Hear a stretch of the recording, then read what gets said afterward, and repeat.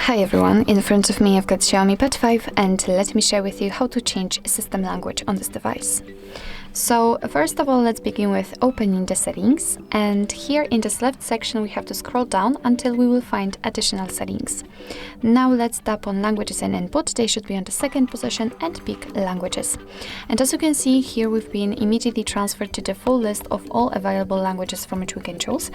So in this model, in this device, it's quite easy to change the language because all we have to do is to simply find the one we would like to set and tap on it. So let me pick for example maybe this one. Just tap on it, and as you can see, we've been immediately transferred to the settings, and from now on the whole system, the whole menu will be in the chosen language.